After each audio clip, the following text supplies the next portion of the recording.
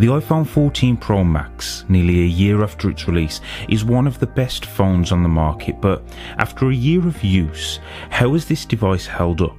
Is it as reliable as ever, and is it still a solid choice in today's smartphone landscape? Let's find out.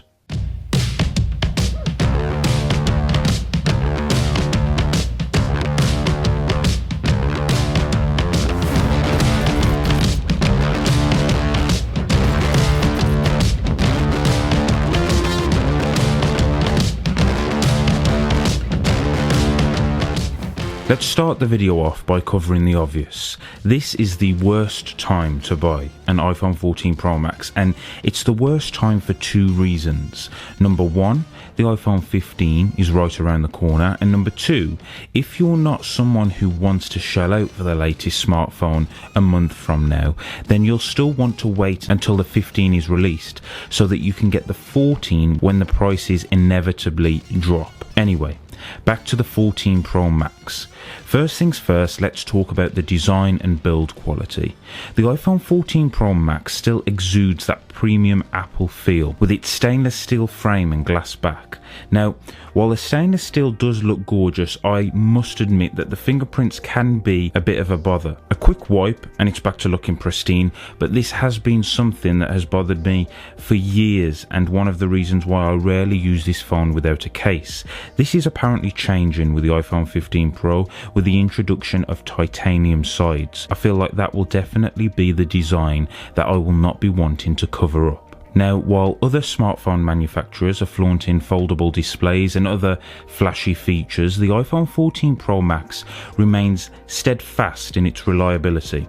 It doesn't try to be overly flashy, but rather focuses on delivering a consistently excellent user experience, and I think this is one of the main reasons why people stick with the iPhone. That being said, seeing what companies like Samsung are doing with devices like the Fold 5 and Flip 5 does make me think about whether or not Apple are going to start to move into the foldable market over the next few years. It will be very interesting to see what they bring to the table. Now, moving on to what I think is the iPhone 14 Pro's standout feature, the camera.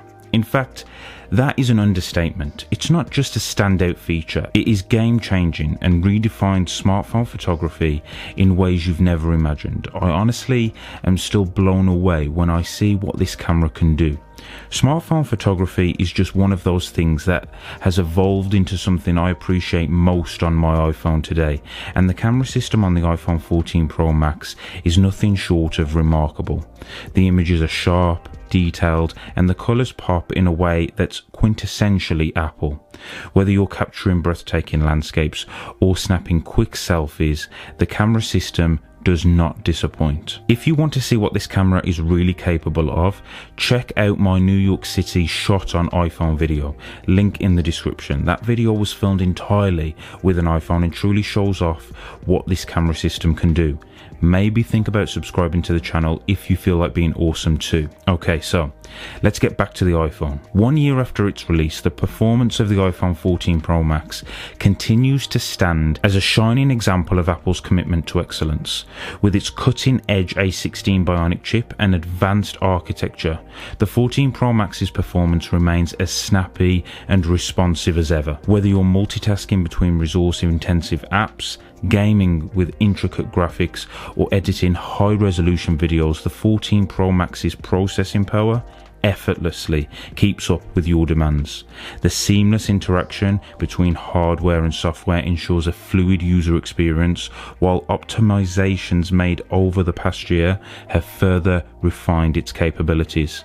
From lightning-fast app launches to smooth animations, the Pro Max's performance doesn't just meet expectations, it sets a new standard for what a smartphone can achieve even a year into its life cycle. Does this mean I've never had a single issue? No.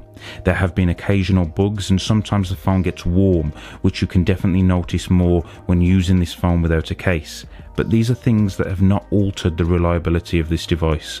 The iPhone is just something I know I can depend on, whether it's for personal use or for work. The display on the iPhone 14 Pro Max remains as good as ever. The Super Retina XDR OLED panel continues to deliver stunning visuals, displaying vibrant colours, deep blacks and incredible contrast that brings content to life. The Pro Max's display is not only good to look at, but also a testament to its durability as it maintains its sharpness and clarity without compromise. I personally never use a screen protector, and from what I can see, I have got through this year with minimal scratches on my panel. This may not be the case for everyone, as things like this are subject to use and how well you personally look after your phone, but from what I can see, this is a panel that can definitely stand the test of time.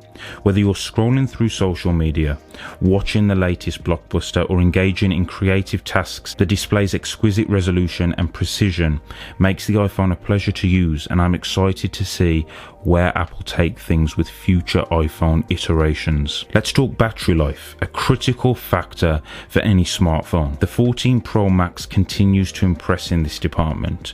With moderate usage, I easily get through a full day without needing to reach for the charger. It's a relief knowing that I will not run out of juice during those busy days, but choosing the Max has definitely helped in this regard. So if you're on the fence and can't decide whether to go Pro or Pro Max, Max is definitely the way to go if you want everything Apple has to offer, and that includes an excellent battery life. Now, does all of this mean you should rush to get the iPhone 14 Pro Max? Well, if you're in the market for a new phone right now, it's definitely a great choice, but here's the thing. Rumours about the iPhone 15 are swirling, suggesting exciting improvements and advancements all coming within the next month. So, my advice, if you can hold off a little longer, it might be worth waiting for the iPhone 15 Pro. With that said, if the iPhone 14 Pro Max's features align with your needs and you spot a good deal once the iPhone 15 has been released, it's still a fantastic phone that will not disappoint. When the price eventually does fall, it is definitely going to be a phone I can very easily recommend to people. To sum it all up, the iPhone 14 Pro Max has certainly stood the test of time, and it has done this remarkably well. Its camera prowess, battery longevity and overall performance make it a phone that continues to hold its own in 2023. However, with the imminent release of the iPhone 15, it might be worth exercising a bit of patience to see exactly what Apple has in store. I will be getting my hands on the iPhone 15 as soon as it's released, so if you're interested in seeing lots of content on that device, then definitely hit subscribe and stay tuned. Lots of exciting videos coming up. If you're still watching up to now, thank you. I really appreciate it. Let me know what you think of the 14 Pro Max and whether you're getting an iPhone 15 in the comments below. I would love to hear your thoughts. Please don't forget to hit the like button and subscribe for more content. Thanks for watching, and as always, I'll see you in the next video.